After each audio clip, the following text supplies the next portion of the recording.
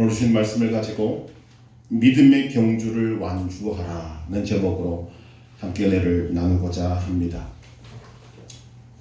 2021년 올해 도쿄올림픽이 있었습니다. 제32회 올림픽이었습니다. 작년에 거행되었어야 하지만 코로나로 인해서 1년이 연기되어서 올해 열리게 된 것입니다. 그 올림픽이라는 것은 세계 여러 나라의 선수들이 한자리에 모여서 금메달 혹은 1등을 목표로 운동 경기를 하는 것입니다. 올해 우리나라는 16위를 한 것으로 알고 있습니다.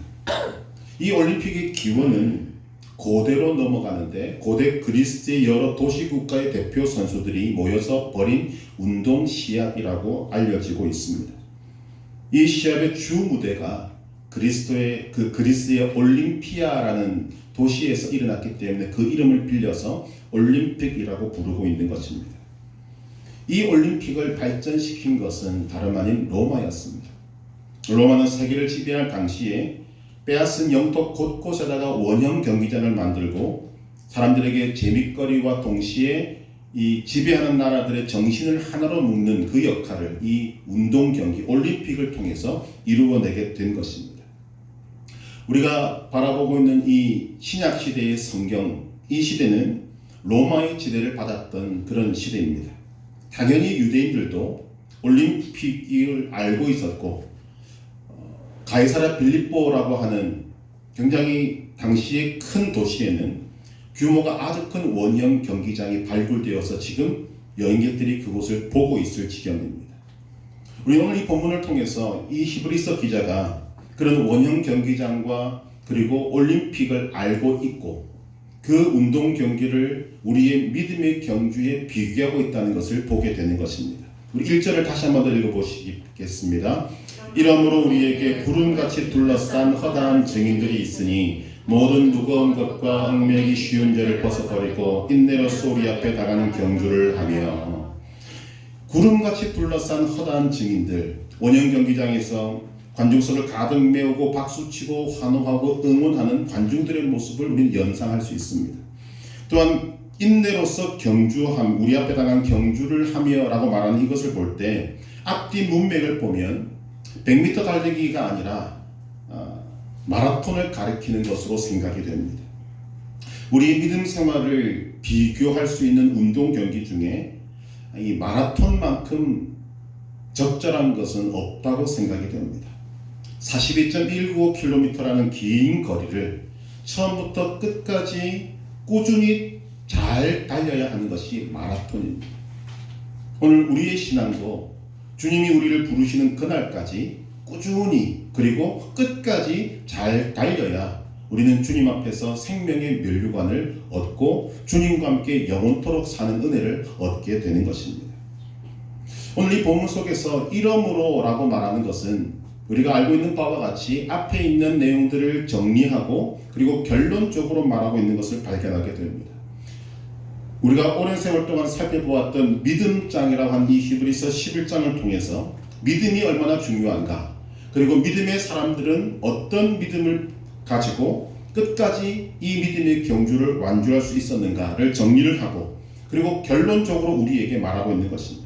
믿음의 선배들은 믿음의 경주를 이렇게 완주했습니다. 그렇다면 오늘 우리는 어떻게 이 믿음의 경주를 끝까지 완주할 수 있을 것인가?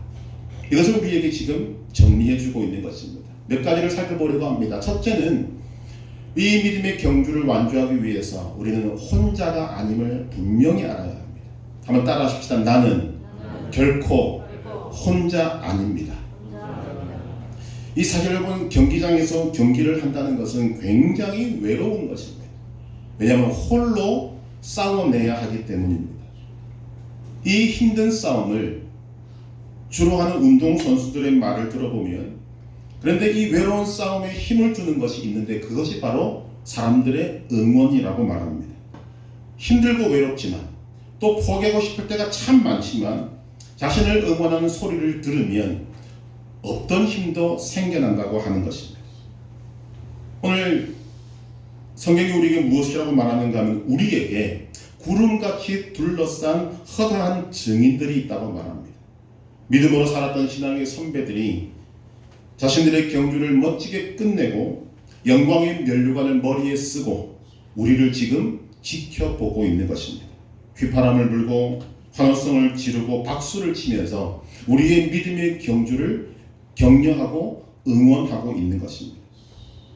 우리가 이 세상을 살아가는 동안에 우리는 이 혼자가 아니다라는 사실을 우리 끊임없이 나 자신에게 입력시킬 필요가 있습니다. 적어도 본문 속에서 나타난 바와 같이 믿음의 선배들이 우리를 응원하고 있습니다. 여러분, 그냥 막연하게 그냥 사람들이 있다라고 생각하지 마시길 바랍니다.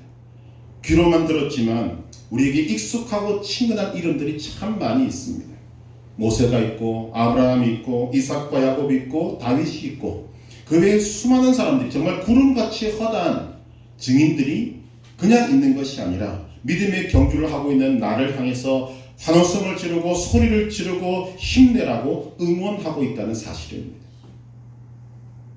이것을 정말 실제로 느끼는 사람은 정말 힘이 날 것 같습니다.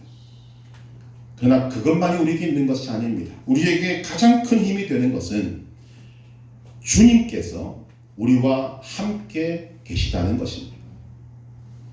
마태복음 28장 20절 마지막에는 말합니다. 볼지어다 내가 세상 끝날까지 너희와 항상 함께 있으리라. 하나님께서 이 예수님을 이 땅에 보내시면서 주요한 목적을 이름을 통해서 밝혀주셨습니다. 예수님의 이름은 임마누엘입니다. 우리와 함께 하시는 하나님, 예수님이 이 땅에 오신 목적 자체가 우리와 함께 하시기 위해서 이 땅에 오신 것입니다. 예수님은 이 땅에 지금 계시지는 않지만 성령님을 통하여 우리와 함께 계십니다. 그런데 예수님은 우리와 함께만 있는 것이 아니라 우리가 걸어가는 이 믿음의 길, 우리가 달려가는 이 믿음의 경주를 함께 우리 손을 맞잡고 우리와 어깨를 맞대고 함께 달려주고 계신 것입니다. 얼마나 많은 위로와 격려가 주님으로부터, 나와 함께하고 있는 주님으로부터 오겠습니까? 또 예수님과 믿음의 선배들과는 비교할 수 없지만 부족한 저도 여러분과 함께 있습니다.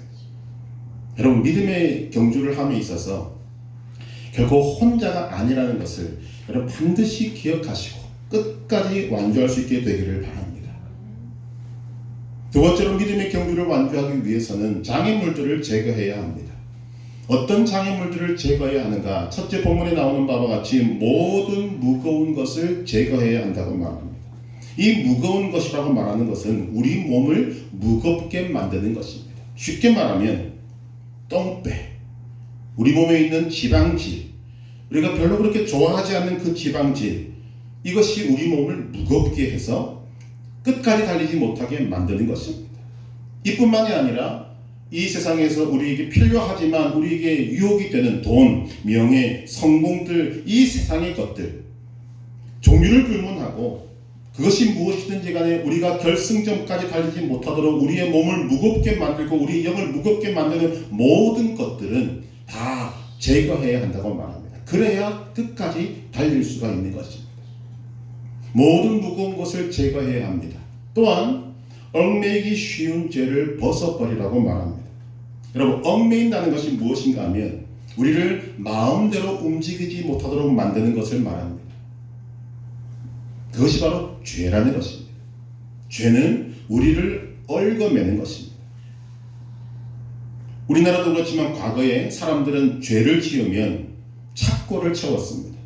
발목을 묶는다든지 아니면 발목 묶은 것도 못 알아서 거기에다 무거운 돌이나 쇠뭉치를 달든지 손도 묶고 목에는 큰 칼을 채웁니다. 목적은 마음대로 움직이지 못하게 하는 것입니다. 자유롭게 움직이지 못하게 하는 것입니다.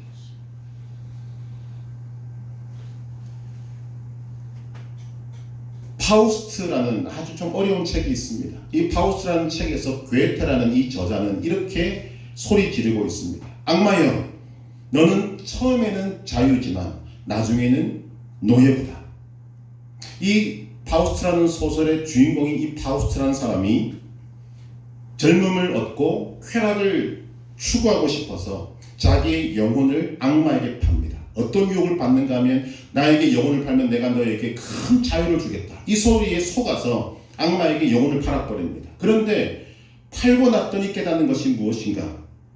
결국 자신이 악마의 노예인 것을 깨닫게 되는 것입니다. 여러분, 이것이 마귀가 저와 여러분들을 죄를 짓게 만드는 목적입니다. 죄는 우리를 얽어매는 것이고 올가매는 것입니다. 믿음의 경주에 있어서 가장 큰 장애물이 무엇인가? 바로 이 죄라는 것입니다. 죄의 사슬을 끊어버려야 한다고 말하고 죄의 착고를 벗어버려야 한다고 말하는 것입니다. 이를 위해서 우리는 세 가지를 반드시 기억하셔야 합니다. 첫째, 이것을 해결하기 위해서는 여러분들이 예수 그리스도를 나의 구원자로 주로 믿어서 새 생명을 얻어야 합니다. 거듭나지 않으면 새로운 출발을 할 수가 없습니다. 두 번째, 어떤 죄든지 주님 앞에 고백함으로, 회개함으로 그 죄를 나에게서 떠나보내야 합니다. 세 번째, 이 죄를 멀리해야 합니다. 평생 우리가 이런 방법으로 우리에게 다가오는, 우리를 얽어매고 올가매고 무겁게 만들어서 달리지 못하게 만드는 이것들과 우리는 평생토록 싸워야 하는 것입니다. 그러나 하나님께서 예수 그리스도의 십자가를 통해서 이미 저와 여러분들에게 그 죄를 이길 힘과 능력도 주셨음을 믿으시기를 바랍니다. 세 번째로, 우리는 인내로서 완주해야만 합니다. 믿음의 경주에 있어서 중요한 것은 완주하는 것입니다. 빨리 달리는 것이 중요한 것이 아닙니다. 끝까지 달리는 것이 중요한 것입니다. 인내하지 않으면 끝까지 달릴 수가 없습니다. 많은 사람들이 인내를 오해합니다. 인내는 포기하는 것이 아닙니다. 체념하는 것이 아닙니다. 인내는 어려움을 적극적으로 극복해내는 능력입니다. 장애물이 나타나도 굴하지 않고, 발걸음이 지연되더라도 낙담하지 않고, 혹시 쓰러진다 하더라도 절망하지 않고 다시 일어서는 힘이 인내입니다. 절대로 포기하지 말고 인내로 우리 앞에 있는 경주를 완주해낼 수 있다는 것입니다.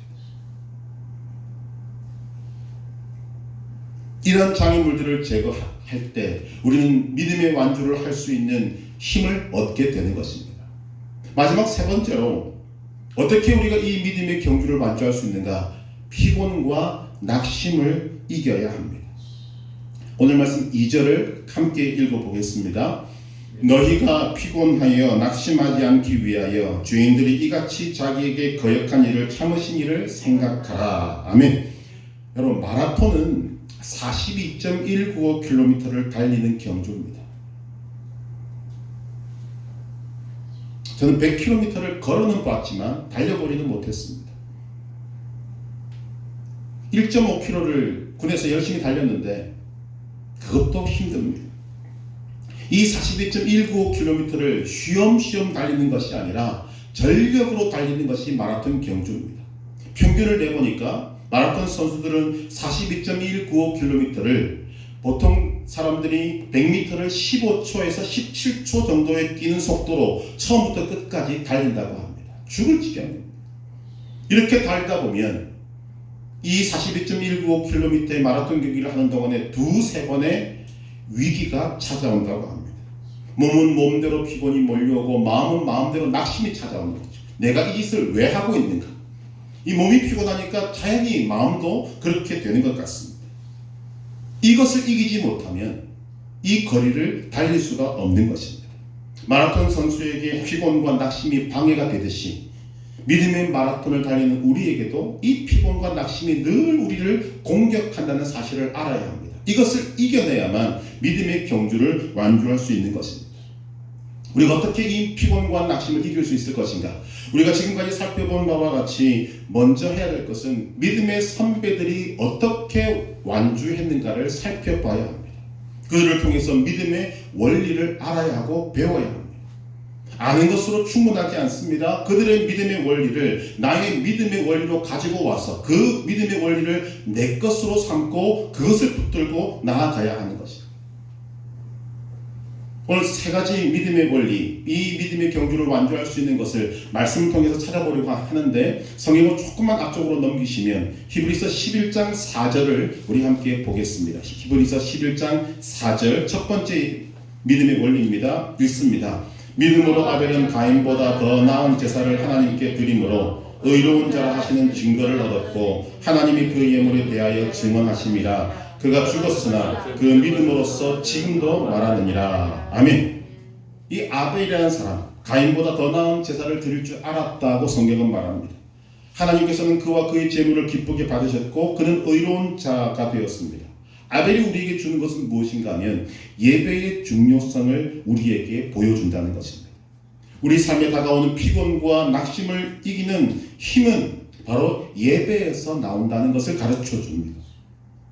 여러분, 예배는 피곤하고 지친 여러분에게 하나님의 은혜의 보좌를 통해서 힘과 능력을 공급해 주는 것입니다. 일주일이라는 우리에게 주어진 시간을 넉넉히 이길 믿음의 에너지를 공급하는 것이 예배입니다. 살아있는 예배, 그리고 하나님이 기뻐하시는 예배를 통해서 우리는 우리에게 다가오는 모든 피곤과 낙심을 이길 수가 있는 것입니다.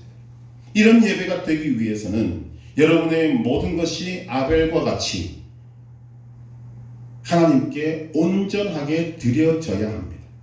그리고 그것을 하나님께서 기뻐 받으셔야 이 일이 이루어지게 되는 것입니다. 그것이 성경이 말하는 신령과 진정으로 드리는 예배입니다. 우리는 예배를 시간 때우듯이 드릴 수도 있습니다. 몸은 이 자리에 앉아 있지만 아무런 의미 없이 생각 없이 보낼 수 있습니다. 그런 예배는 아무리 많이 드려도 내 삶에 힘이 되지 못하고 에너지를 공급하게 하지 못합니다. 신령과 진정으로 드리는 예배여야 하나님께서 받으시고 받으신 그 결과가 우리에게 은혜로, 힘으로, 능력으로 다가오게 되는 것입니다. 예배의 중요한 원리가 무엇인지 아십니까? 많은 사람들이 이 중요한 것을 모르고 살아갈 때가 많습니다. 예배는 하나님으로부터 은혜를 받는 것이 우선이 아니고 받은 은혜에 감사해서 마음과 뜻과 정성과 생명까지도 먼저 드리는 것이 우선입니다. 그래서 예배는 하나님의 은혜를 받은 자만이 드릴 수 있는 것이 예배입니다. 먼저 드릴 때 하나님께서 그 예배를 기쁘게 받으시고 그 결과가 우리에게 은혜로 임하게 되는 것입니다. 우리는 이 예배를 늘 점검해야 합니다. 과연 나는 하나님이 기뻐하시는 예배를 드리고 있는가? 마음과 뜻과 정성을 다해서 드리고 있는가? 여러분, 우리에게 가장 기본적인 것이지만 이런 살아있는 예배, 하나님이 기뻐 받으시는 예배를 드리기 위해서는 우리에게 준비가 필요합니다. 월요일부터 토요일까지 예배를 위해서 우리의 마음을 다해서 한 번이라도 기도하고 하나님 예배를 통해 은혜를 달라고 주님 앞에 온전한 기쁨이 되기를 원한다고 그런 고백과 기도가 우리에게 있어져야 하는 것입니다. 주일날에도 미리 나와서 하나님께서 내게 부어주실 은혜를 사모하면서 내 마음과 뜻과 정성과 생명이 하나님 앞에 온전히 드려질 준비를 미리 갖추는 것이 굉장히 중요합니다. 찬송을 부를 때도 이 찬송을 노래로만 부르는 것이 아니라 멜로디로만 부르는 것이 아니라 그 가사에 내 마음을 담아서 주님, 내 마음이 이 가사와 동일한 것입니다. 내 마음을 드릴 때 받으신 하나님께서 그 찬송의 은혜를 우리에게 되돌려 주시는 것입니다. 말씀을 들을 때도 마찬가지입니다. 내가 먼저 순종할 마음을 가지고 말씀을 들을 때 하나님의 말씀이 생명의 말씀으로 들리는 것입니다. 내 마음에는 전혀 하나님의 말씀에 순종할 마음도 없고 뜻도 없고 그냥 육신의 귀만 열어놓고 있는데 하나님께서 생명의 말씀을 들려줄 필요가 없는 것입니다. 그래서 은혜 받는 사람들을 보면 먼저 그들의 마음이 하나님을 향하여서 어떤 말씀이든지 하십시오, 순종하겠습니다라는 그런 마음이 기본으로 깔려있게 되는 것입니다. 이런 준비된 예배를 드릴 때 하나님의 은혜가 위로부터 우리에게 임하게 됩니다. 이것이 바로 우리가 이 세상을 살아갈 힘과 능력의 근원이 되는 것입니다. 이런 예배를 드리면 세상이 우리에게 공격해오는 피곤과 낙심이 사라지고 영육간의 새로운 힘을 얻게 되고 우리는 일반 사람들이 걸어갈 때 뛰어가고 그들이 뛰어갈 때 우리는 날아갈 수 있는 은혜와 힘과 능력을 얻게 되는 것이 예배의 원리입니다. 지금 하나님 우리에게 그것을 주기를 원하신다는 것입니다. 오늘 우리가 드리는 이 예배가 그런 살아있는 예배, 하나님이 기뻐 받으시는 예배, 성경이 말하는 신령과 진정으로 드리는 예배가 되기를 주님의 이름으로 축복합니다. 아벨이 우리에게 그것을 증거하고 있습니다. 두 번째 예배의 원리가 무엇인가 하면 히브리서 11장 5절 말씀을 보겠습니다. 5절 같이 읽습니다. 믿음으로 에녹은 죽음을 보지 않고 옮겨졌으니 하나님이 그를 옮기심으로 다시 보이지 아니하였느니라. 그는 옮겨지기 전에 하나님을 기쁘시게 하는 자라 하는 증거를 받았느니라. 아멘. 그럼 사람들은 생각합니다. 그 에녹은 정말 이렇게 하나님과 동행하다가 죽음을 맛보지 않고 하늘로 올라가는데 살았던 삶의 그 형편이 우리보다 훨씬 더 좋았지 않았는가? 저는 그렇게 생각하지 들지 않습니다. 왜냐하면 이 에녹이라는 사람이 있기 전, 얼마 되기 전에 라멕이라는 사람이 성경에 등장을 합니다. 근데 이 라멕은 어떤 사람이었는가? 사람을 한 명을 죽인 것이 아니라 여러 명을 죽이고 그 사람을 죽인 것을 부끄러워하는 것이 아니라 오히려 자랑스럽게 노래까지 지어서 불렀던 사람이 라멕입니다. 그 사람이 살았던 시대가 이 에녹과 겹칩니다. 그렇다면 우리는 에녹이 살았던 시대도 만만치 않았다는 것을 발견하게 되는 것입니다. 그런데 그런 시대에도 에녹이라는 사람은 하나님과 동행했다라고 성경은 말합니다. 하나님과 동행했다는 것은 그가 어떤 시간이든지 어떤 장소에든지 하나님과 함께 했다는 말입니다. 얼마나 열심히 하나님과 동행했든지 그는 하나님께서 죽음을 맛보게 하지 않고 바로 하늘로 옮기셔서 지금도 하나님과 함께 동행하고 있을 것으로 생각이 됩니다. 에녹은 사탄 마귀가 우는 사자같이 삼킬 자를 찾는 그 세상에서도 살인을 자랑스럽게 말하는 그 시대에도 하나님과 동행함으로 자기 앞에 당한 경주를 완주한 믿음의 사람이었다는 것입니다. 그런데 오늘 우리는 이 하나님을 주일에 하나님으로만 섬기는 것을 저는 참 많이 보게 됩니다. 무슨 말인가 하면 주일은 그래도 하나님을 생각합니다. 예배도 드리고 또한 성도들과 하나님에 대한 이야기도 합니다. 그러나 주일이 지나면 하나님을 생각하지 않습니다. 교회 문을 나서면서 제가 보기에는 하나님께 많은 사람들이 이런 인사를 드리는 것 같습니다. 하나님, 예배 잘 드렸습니다. 이제 예배를 드렸으니 저는 세상으로 달려갑니다. 세상에서는 제 힘으로 한번 살아보겠습니다. 일주일 동안 안녕히 계십시오. 다음 주일에 뵙겠습니다. 그리고 빠빠이 하고 가는 것입니다. 하나님과 동행하는 삶이 없는 세상에서의 삶, 이런 삶을 살아갈 때 우리는 믿음의 경주를 완주할 수 없습니다. 정말 우리가 날짜만 보아도 월요일부터 토요일까지는 6일이고 주일은 하루입니다. 오늘 우리는 이 받은 은혜를 가지고 6일을 넉넉히 살아내야 되는데 이 6일이라는 시간 동안 적어도 7일 전체를 하나님 없이 살 수 있다. 그런 믿음의 경주를 안 하겠다는 말과 똑같은 것입니다. 어떻게 하면 하나님과 동행할 수 있습니까?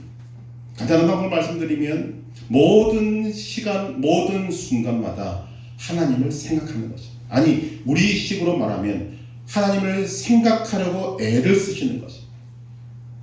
저도 해보니까요, 하나님을 생각하는 것 24시간 못합니다. 인간의 그 한계가 있습니다. 그러나 아니지, 하나님을 생각해야지 계속적으로 제 마음을 자극시키지 않으면 하나님을 생각할 수가 없습니다. 하나님을 생각하고 마음속으로라도 하나님의 도우심을 구하고 하나님 이렇게 할까요? 저렇게 할까요? 하나님 옆에 계심을 인식하고 자꾸만 질문하고 답을 얻기를 노력하고 그렇게 할 때 하나님이 우리와 함께 하심이 내게 느껴지게 된다는 것입니다. 그럴 때 우리가 이 피곤과 낙심을 이길 수가 있습니다. 하나님과 동행하는 것 아주 중요한 믿음의 원리입니다. 여러분, 하나님과 동행하심으로 여러분 앞에 주어져 있는 믿음의 경주를 끝까지 완수할 수 있기를 주님의 이름으로 축복합니다. 세 번째 믿음의 원리를 살펴보면 히브리서 11장 7절 말씀 같이 읽어보겠습니다. 7절, 믿음으로 노아는 아직 보이지 않는 일에 경고하심을 받아 경외함으로 방주를 준비하여 그 집을 구원하였으니 이로 말미암아 세상을 정죄하고 믿음을 따르는 의의 상속자가 되었느니라. 아멘. 우리는 노아를 방주를 만든 사람이라고 생각하지만 가장 중요한 핵심은 방주를 만들었다는 것이 아닙니다. 하나님의 말씀을 들을 수 있는 믿음의 귀를 가졌다는 것입니다. 더 정확히 말하면 노아는 세상의 소리보다 하나님의 음성에 귀를 기울인 사람입니다. 노아는 하나님의 말씀을 듣고 방주를 만드는 그런 노아를 향하여서 여러분 사람들이 얼마나 많은 조롱과 비판을 했겠습니까? 그것도 하루 이틀이 아니라 120년 동안. 하나님께서 노아에게 주신 말씀이 무엇입니까? 내가 이 땅을 물로 심판하리라. 근데 그 물로 심판하는 방법이 뭐였냐면 비였습니다. 물론 비만이 아니지만 비였습니다. 그런데 당시에 성경이 말하는 바는 비가 내린 적이 없습니다. 사람들은 비를 본 적도 없고 들은 적도 없습니다. 그 얼마나 많은 조롱과 비난이 노아에게 했겠습니까? 이렇게 말했다는 생각이 드는 거죠. 하나님이 비를 내린다고? 비가 뭐냐 대체? 본 적도 없고 들은 적도 없는 비가 우리를 다 멸망시킨다고? 여러분 사람들이 콧방에 끼지 않았겠습니까? 비가 내린 적이 없는데. 자, 그럼 100번 양보해서 비라는 것이 온다고 치자. 배라고 하는 것은 물가에서 만들어야지. 너는 산 중턱에서 지금 배를 만들고 있지 않느냐. 이렇게 상식에도 어긋나고 이해가 안 되는 이런 일을 하는 너 말을 우리가 어떻게 믿을 수 있냐. 당연한 결과 아니겠습니까? 이런 이야기를 120년 동안 들었어요. 그러나 노아는 하나님을 경외했고 세상의 소리보다 하나님의 음성을 가장 크게 들을 줄 알았습니다. 그것이 믿음의 귀입니다. 여러분 이것이 노아만 들었다고 생각하지 마시기를 바랍니다. 오늘도 세상은 믿음의 사람들을 향해서 얼마나 적극적으로 조롱하고 비판하는지 모릅니다. 몇 가지 예를 들면 이런 거죠. 예수를 믿어야 천국에 간다고, 죽음 이후에 하나님의 심판이 있다고, 그걸 누가 믿냐는 거죠. 믿음이 밥 먹여주냐? 이 세상을 믿음만으로 어떻게 사냐? 돈도 있어야 하고 집도 있어야 하고 차도 있어야 하고 세상에 필요한 것들이 얼마나 많은데 그거 다 무시하고 믿음으로 어떻게 살아내느냐? 여러분 들리지 않으십니까? 들어보지 않으셨습니까? 목사인 저도, 목사인 사람들을 통해서 저도 이런 소리를 지금도 듣고 있어요. 더 나아가 세상은 지식과 과학과 이성과 경험이 진리라고 큰 소리치고 그것이 대세라고 말하고 그 대세를 따르지 않으면 죽는다고 말합니다. 여러분 그것이 과연 맞는 말입니까? 성경이 말하는 바는 하나님의 말씀을 가장 크게 들을 줄 알았고 하나님의 말씀을 가장 중요하게 들을 줄 알았던 사람이 이겼다라고 말하고 있습니다. 방금 우리가 읽었던 말씀 속에 중요한 내용이 무엇이냐면 이로 말미암아 세상을 정죄하고라는 말입니다. 노아가 세상을 정죄했다고 말하면 이 말이 무슨 말인가? 노아는 하나님의 경고를 가장 중요하게 여겼고 남들의 조롱과 비판을 120년 동안 들어가면서 방주를 만들었고 결국은 그는 가족을 구원해냈습니다. 이것을 통해서 무슨 말을 하고 있는가? 하나님이 맞았고 세상이 틀렸다. 그것을 세상을 정죄한다라고 말하는 것입니다. 여러분은 어떤 소리를 가장 크게 듣고 있으십니까? 여러분 어떤 소리를 가장 중요하게 듣고 있으십니까? 이것을 여러분 영적으로 조금 깊이 들어가면 이런 내용입니다. 여러분 삶을 살아가는 동안에 이런 소리가 들려오지 않으셨습니까? 너는 안 돼. 너는 못해. 너는 실패자야. 네가 가진 게 뭐가 있다고 세상을 이겨낼 수 있느냐? 여러분 이런 소리 들어보신 적 있으시죠? 내 삶이 꼬꾸라질 때, 내 삶이 어려움 속에 들어갈 때 틀림없이 여러분 속에 이 소리가 들려왔을 것입니다. 이런 거짓된 속삭임에 넘어가서 오늘날 많은 사람들이 우울하고 삶을 비관하고 굴파고 들어가서 그냥 피곤하고 낙심에 가득한 모습으로 살아가고 있습니다. 반면에 하나님은 여러분들을 향해서 뭐라고 말씀하시는가를 들어야 합니다. 이사야 43장 1절 내가 너를 지명하여 불렀나니 너는 내 것이라. 시편 2편 7절 너는 내 사랑하는 아들이라 내가 오늘 너를 낳았도다. 요한복음 3장 16절 하나님이 세상을 이처럼 사랑하사 독생자를 주셨으니 빌립보서 4장 13절 내게 능력 주신 자에서 내가 모든 것을 할 수 있느니라. 제가 경험한 바로는 마귀의 음성은 죽이는 소리고 하나님의 음성은 살리는 소리입니다. 세상의 소리는 절망의 소리지만 하나님의 말씀은 소망의 소리입니다. 그런데 안타까운 것은 그런 생명의 소리, 소망의 소리는 무시해버리고 아무런 영향가도 없고 우리 인생을 망치는 마귀의 소리, 세상의 소리 사람들이 끌려 들어가더라는 것입니다. 무엇인가 하면 우리에게 믿음의 귀가 없기 때문입니다. 하나님의 말씀을 가장 중요하게 들을 수 있는 믿음의 귀가 없기 때문에 세상의 소리에 솔깃해서 넘어가서 그냥 무너지게 되는 것입니다.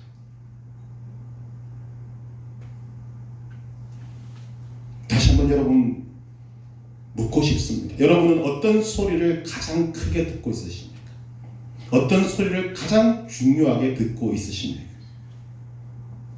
우리가 들어야 할 것은 우리를 사랑하시고 아들 예수 그리스도를 죽이시면서까지 우리를 사랑하신 사랑의 하나님이 들려주신 그 소리가 우리에게 가장 소중한 소리입니다. 그 소리를 들을 때 우리는 믿음의 경주를 완주할 수 있고 피곤과 낙심을 이길 수가 있게 되는 것입니다. 세 가지 믿음의 원리를 살펴보았지만 이와 같이 믿음의 사람들을 깊이 묵상해 볼 때 우리는 이런 믿음의 원리들을 계속 발견하게 됩니다. 그것을 나의 믿음의 원리로 삼고 달릴 때 우리는 믿음의 경주를 완주할 수 있게 되는 것입니다. 참 감사한 것은 여러분 믿음의 사람들은 믿음의 원리만 알려주는 것이 아닙니다. 우리를 응원하고 있습니다. 여러분 우리가 삶을 살아가면서 성적인 유혹을 받을 때가 있습니다. 그때 주인의 아내가 유혹할 때도 겉옷을 벗어버리고 도망쳐서 유혹을 이긴 요셉이 우리를 응원합니다. 출신이 나빠서 형편이 안 좋아서 배운 것이 없어서 학벌이 없어서 지연이 없어서 등등 하면서 이 세상에서 나는 할 수 없다라는 유혹을 받을 때 여리고의 기생이었던 이방 여인 라합이 우리를 응원하고 있습니다. 나는 과거에 씻을 수 없는 죄가 있기 때문에 나는 이것이 나의 발목을 잡아서 앞으로 더 일어날 수 없다는 이런 유혹을 받을 때 삼손이 우리를 응원하고 다윗이 우리를 응원합니다. 성경에 나오는 이 많은 믿음의 사람들이 믿음의 원리를 제공해 줄 뿐만 아니라 우리에게 동일한 사건을 통해서 우리를 응원하고 있습니다. 나도 이겼으니 너희도 이겨라.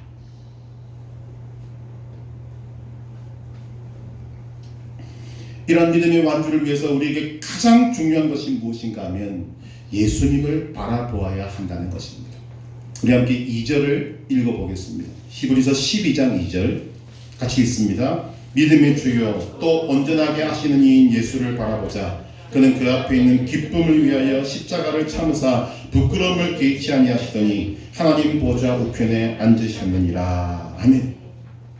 예수님은 우리를 구원하기 위해서 육신을 입고 오셨지만 그분은 하나님이십니다. 그러나 하나님이신 그분에게 이 세상은 수많은 조롱과 멸시와 고통을 주었습니다. 그 중에 최고가 십자가였습니다. 예수님은 피곤으로 말하면 끝없이 피곤하셨고 상황으로 보면 수백 번 낙심할 상황을 접하신 분이 예수님이셨습니다. 그러나 예수님은 잘 참으셨고 끝까지 잘 달리셨습니다. 믿음의 길을 경주를 한 사람들 중에 예수님처럼 다 잘 달리신 분이 없고 예수님처럼 완전하게 달리신 분이 없습니다. 그 결과가 무엇인가? 빌립보서 2장 9절에서 11절 제가 읽어드립니다. 이러므로 하나님이 그를 지극히 높여 모든 이름 위에 뛰어난 이름을 주사 하늘에 있는 자들과 땅에 있는 자들과 땅 아래에 있는 자들로 모든 무릎을 예수의 이름에 꿇게 하시고 모든 입으로 예수 그리스도를 주라 시인하여 하나님 아버지께 영광을 돌리게 하셨느니라. 믿음의 완주를 가장 잘하신 예수님을 하나님께서 지극히 높였다고. 그리고 모든 인간의 머리와 무릎을 그 주님 앞에 꿇게 만드셨습니다. 믿음의 최고봉은 주님이십니다. 믿음의 주인이십니다. 또한 우리를 온전하게 하실 수 있는 유일한 분이 바로 예수님이십니다. 그렇기 때문에 우리가 예수님을 바라보면 피곤과 낙심을 이길 수 있고 믿음의 경주를 완주할 수 있게 되는 것입니다. 여러분 예수님을 바라본다는 것이 무엇인가? 성경 전체를 찾아보니까 예수님을 바라본다는 것은 예수님을 어려운 말로 앙망하는 것입니다. 악망에 대해서 성경이 뭐라고 말하는가 하면 간절한 마음으로 우러러보는 것이고 인내하면서 바라보는 것이고 사모하고 인내하며 도움을 구하는 마음으로 바라보는 것이고 하나님에게 시선을 고정시키고 온 마음으로 사모하는 마음이 악망이다. 그렇게 하나님을 앙망하는 자, 예수님을 바라보는 자에게 하나님 어떤 은혜와 복을 주시는가? 이사야 40장 31절 오직 여호와를 앙망하는 자는 새 힘을 얻으리니 독수리가 날개치며 올라감 같을 것이요 다른 박질하여도 곤비하지 아니하겠고 걸어가도 피곤하지 아니하리로다. 여러분 믿으셔야 합니다. 예수님을 앙망하는 자, 예수님을 바라보는 자는 하나님이 새 힘을 주시겠다고 말씀하십니다. 이것을 여러분들이 가장 중요하게 들으셔야 한다는 것입니다. 예수님을 앙망하면 새 힘을 얻습니다. 예수님을 앙망하면 독수리가 날개치며 올라감 같을 것이고 다른 박질하여도 곤비하지 아니하겠고 걸어가도 피곤하지 않을 것입니다. 믿는 자에게 이루어짐을 저도 믿습니다. 또한 예수님을 바라보는 것은 예수님의 십자가를 바라보는 것입니다. 십자가는 완전히 아이러니한 것입니다. 십자가는 이 세상에서 고통의 상징, 가장 지독한 죽음의 상징이지만 하나님은 그것을 하나님의 놀라운 사랑의 표현으로 만드셨습니다. 예수님을 바라본다는 것은 그 십자가를 통해서 바로 하나님의 사랑, 이 지극한 사랑, 자기 아들을 죽이시면서까지 우리를 사랑하신 그 하나님의 사랑을 바라보라는 것을 말하는 것입니다.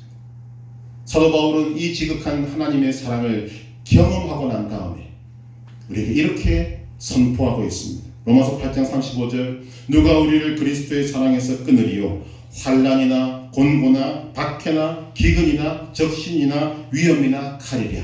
로마서 8장 37절에서 39절 그러나 이 모든 일에 우리를 사랑하신 이로 말미암아 우리가 넉넉히 이기느니라.